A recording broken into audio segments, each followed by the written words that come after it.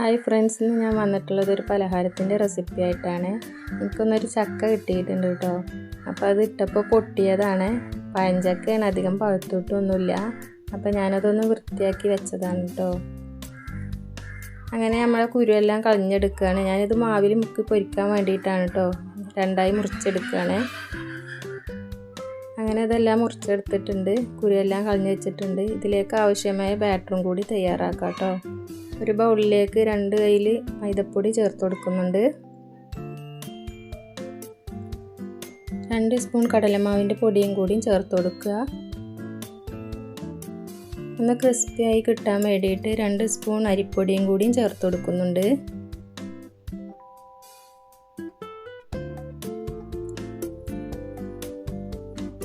ഒന്ന് കളർ കിട്ടാൻ വേണ്ടിയിട്ട് ഒരല്പം മഞ്ഞൾപ്പൊടിയും കൂടി ഇട്ട് കൊടുക്കുന്നുണ്ട് കേട്ടോ.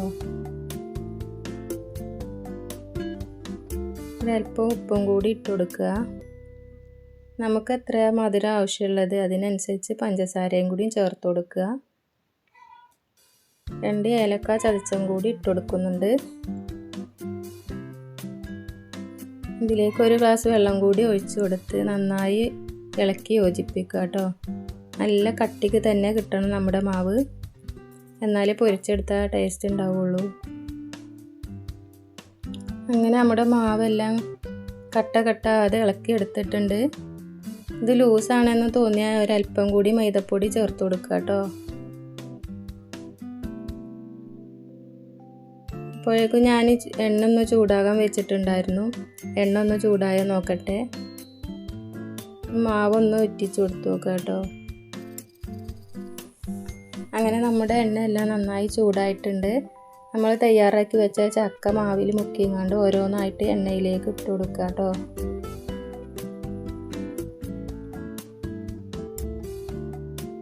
നല്ല ടേസ്റ്റാണ് കേട്ടോ ഇത് കഴിക്കാൻ. വെറുതെ തിന്നാൻ തന്നെ നല്ല ടേസ്റ്റാണ്. നിങ്ങളും ഒന്ന് ട്രൈ ചെയ്ത് നോക്കണേ. ഒന്ന് തിരിച്ചും മറിച്ചൊക്കെ ഇട്ട് കൊടുക്കുക കേട്ടോ. ഒന്ന് റോസ്റ്റായി വരട്ടെ. എന്നിട്ട്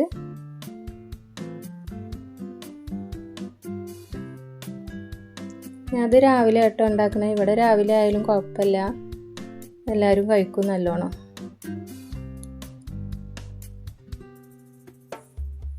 വൈകിട്ട് സ്നാക്സിനും നല്ലതാണ്. കുട്ടികൾക്കൊക്കെ സ്കൂൾക്കൊക്കെ കൊണ്ടുപോകാൻ പറ്റിയ ഒരു സ്നാക്സ് തന്നെയാണ് കേട്ടോ അത്. അങ്ങനെ നമ്മുടെ ചക്ക ഒന്ന് റോസ്റ്റായി വന്നിട്ടുണ്ട്. ഇതൊന്ന് കോരി എടുക്കുക കേട്ടോ. നല്ല റോസ്റ്റ് ആയിട്ടുണ്ട്, നല്ല ക്രിസ്പി ആയിട്ടുണ്ട് കേട്ടോ. ഇനി ബാക്കിയുള്ള ചക്ക കൂടി ഇതിലേക്ക് ഇട്ട് കൊടുക്കുക. ഓരോന്നായിട്ട് ഇട്ട് കൊടുക്കുക. നല്ല പൊങ്ങി വരുന്നുണ്ട് കേട്ടോ. ഞാനിതൊരു ബൗളിലേക്ക് ഇട്ട് കൊടുക്കുന്നുണ്ട്. ബാക്കിയുള്ള ചക്ക കൂടി ഒന്ന് പൊരിച്ചെടുക്കുക കേട്ടോ.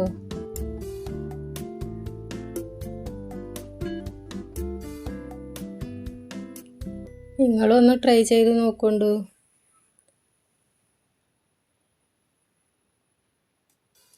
ഈ റെസിപ്പി നിങ്ങൾക്ക് ഇഷ്ടമായിട്ടുണ്ടെങ്കിൽ ഒന്ന് ട്രൈ ചെയ്ത് നോക്കുക.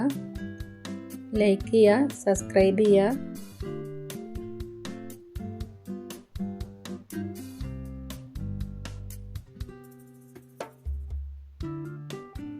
അങ്ങനെ നമ്മുടെ ചക്ക എല്ലാം റെഡി ആയിട്ടുണ്ട് കേട്ടോ. നല്ല ടേസ്റ്റാണ് കഴിക്കാൻ. നന്നായി പൊങ്ങി വന്നിട്ടുമുണ്ട്. നല്ല ക്രിസ്പി ആയിട്ടുണ്ട് കേട്ടോ. അപ്പോൾ നിങ്ങളൊന്ന് ട്രൈ ചെയ്ത് നോക്കണേ. Thank you.